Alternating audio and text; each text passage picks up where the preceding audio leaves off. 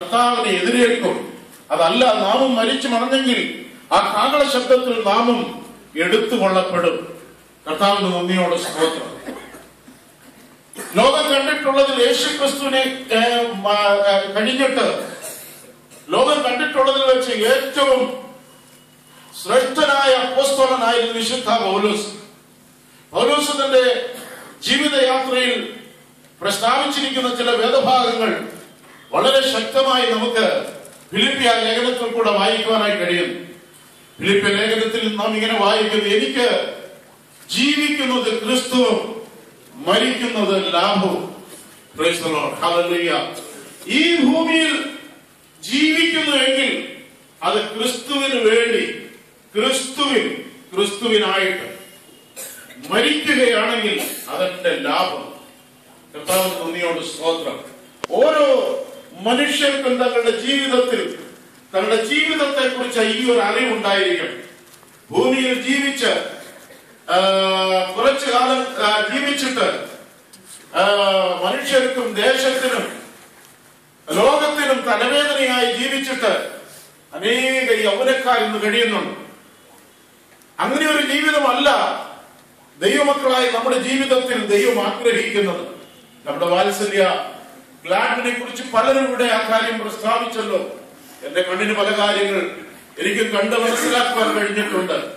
ശാന്തനായി, ദൈവഭയമുള്ളവനായി, ആരാധനയിൽ ദൈവകൃപ അനുഭവിക്കുന്നവനായി, ആത്മനിറവോട് ജീവിച്ച വാത്സല്യ സഹോദരൻ താൻ പ്രിയം വെച്ചിരുന്ന കർത്താവിൽ നിദ്ര പ്രാപിച്ചു. ദൈവത്തിന് വേണ്ടി എത്ര മാത്രമേ സമയം അനുവദിച്ചിരുന്നുള്ളൂ. എന്നാൽ നമുക്ക് ഇവിടെ കേൾക്കുന്ന ഈ ശബ്ദങ്ങളൊന്നും നമ്മുടെ ക്ലാഡിൽ കേൾക്കുന്നില്ല. ജീവനോടിരിക്കുന്ന നാമാണ് ഇത് കേൾക്കുന്നത്. എന്തിന്? നമ്മുടെ കർത്താവിന് വേണ്ടി നാം ഒരുക്കമുള്ളവരായി ജീവിക്കണം. രണ്ടു വിധത്തിലുള്ള മരണത്തെ കുറിച്ച് ബൈബിളിൽ നിരന്തരമായി കാണുന്നു. ഒന്ന്, ക്രിസ്തുവിൽ ജീവിച്ച് ക്രിസ്തുവിൽ മരിക്കുന്ന ഒരു കൂട്ടരെ കുറിച്ച്, അഥവാ വിശ്വാസിയുടെ മരണം. മറ്റൊന്ന്, പാപത്തിൽ മരിക്കുന്ന പാപിയുടെ മരണം. പാപം ചെയ്ത് പാപത്തിന് അധീനമായി ഈ ലോകത്തിൽ ജീവിച്ച് പാപത്തിൽ മരിച്ച് മൺമറയുന്നു. എന്നാൽ ക്രിസ്തുവിൽ വിശ്വസിച്ച് ക്രിസ്തുവിൽ മരിക്കണമെങ്കിൽ, ഹല്ലേലൂയ, അവൻ ക്രിസ്തുവിൽ വിശ്വസിച്ച് ക്രിസ്തുവിൽ ജീവിക്കണം. അങ്ങനെ ജീവിച്ച ആ ഒരു നമൂന അഥവാ സാദൃശ്യം കാണിച്ചു തന്നിട്ട് പോയ നാടിന്റെ പാത പിൻപറ്റുവാൻ അനേക ചെറുപ്പക്കാർക്ക്, യൗവനക്കാർക്ക് കഴിയട്ടെ. അനേകരോട് അദ്ദേഹത്തെ കുറിച്ച് പ്രസ്താവിച്ചല്ലോ. പ്രിയ സ്നേഹിതരെ, നമ്മുടെ ഓരോരുത്തരെയും ജീവിത കാലയളവിൽ ഈ യേശുവിൽ വിശ്വസിച്ച് യേശുവിന് വേണ്ടി തങ്ങളുടെ ഹൃദയം കൊടുത്ത് യേശുവിന് വേണ്ടി ജീവിച്ച് ഇവിടെ മരിച്ചാലും അവനോട് ദുഃഖിക്കേണ്ട ആവശ്യമില്ല. വിശ്വാസിക്ക് ഇവിടെ അലമുറയിടേണ്ട ആവശ്യമില്ല. എന്തുകൊണ്ട് ഇത്രയും എല്ലാവരും ശാന്തമായി ദൈവ മുൻപാകെ എന്തുകൊണ്ട് ധൈര്യത്തോടെ ഇത് പറയുന്നു? ക്രിസ്തു ഉള്ളിൽ വന്നതുകൊണ്ട്, പ്രത്യാശ ഉള്ളിൽ ഉള്ളതുകൊണ്ട്. കേൾക്കുന്ന ആരെങ്കിലും ഈ പ്രത്യാശ, ഈ ധൈര്യവും ജീവിതത്തിൽ അനുഭവിക്കുന്നില്ലെങ്കിൽ ഇന്ന് ഈ പകൽക്കാലത്ത് നാം അറിയണം, യേശു ക്രിസ്തു ഉള്ളിൽ വന്നാൽ, ഹല്ലേലൂയ, ഈ ലോകത്തിലെ മരണത്തിനോ ഈ ലോകത്തിലെ കഷ്ടത്തിനോ ഇതൊന്നും നമ്മെ ദുഃഖിപ്പിക്കുവാൻ കഴിയത്തില്ല. നേരെ മറിച്ച് നമുക്കൊരു പ്രത്യാശ ദൈവം തന്നിട്ടുണ്ട്. ക്രിസ്തു തരുന്ന പ്രത്യാശ, അത് ഈ ഭൂമി മൺമറഞ്ഞാലും മരിച്ചു മൺമറഞ്ഞാലും നിത്യതയിൽ കർത്താവിനോടുകൂടെ വാഴാം എന്നുള്ള പ്രത്യാശ. അതിന് മനുഷ്യൻ ഈ ഭൂമിയിൽ ജീവിച്ചിരിക്കുമ്പോൾ തന്നെ അവൻ ചെയ്യേണ്ടതാണ്. സ്വർഗത്തിൽ ദൈവത്തോടുകൂടെ വസിക്കുവാൻ മരിച്ചു കഴിഞ്ഞ് ഒരു ക്രിയകൾക്കും സാധ്യമല്ല. അത് അവരുടെ ആത്മാവിനെ ദൈവസ്ഥയിൽ എത്തിക്കുവാൻ ഏതൊരു മനുഷ്യനും ജീവിച്ചിരിക്കുമ്പോൾ തന്നെ അവന്റെ നിത്യതയ്ക്ക് വേണ്ടിയുള്ള കാര്യം അവരവർ തന്നെ ചെയ്തെടുക്കേണ്ട കാര്യമാണ്.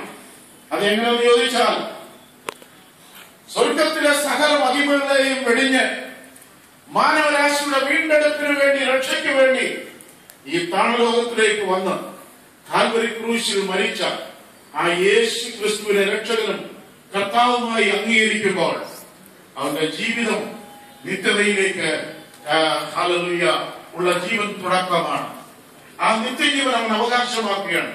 അങ്ങനെ ഭൂമിയിൽ ലഭിക്കുന്ന ആയുസ്സിൽ ഈ ഭൂമിയിൽ ജീവിച്ചിരിക്കുമ്പോൾ കർത്താവിന്റെ വചനപ്രകാരം, കർത്താവിന്റെ കൽപ്പനയനുസരിച്ച്, കർത്താവിന്റെ വ്യവസ്ഥ പ്രകാരം ജീവിക്കുന്ന ഏതൊരു മനുഷ്യനും മരിച്ചാലും അവൻ വീണ്ടും ജീവിക്കും. പുനരുത്ഥാനം. Price the lord. ഹല്ലേലൂയ. ലോകത്തിൽ ഇന്ന് എന്തെല്ലാമാണ് നടക്കുന്നത് പ്രിയരെ. നാം ഇന്ന് ഈ ദിവസങ്ങളിൽ കേട്ടുകൊണ്ടിരിക്കുന്നതായ സംഭവങ്ങളൊക്കെ ഞെട്ടിപ്പിക്കുന്നതാണ്, അലമുറയിടുകയാണ്.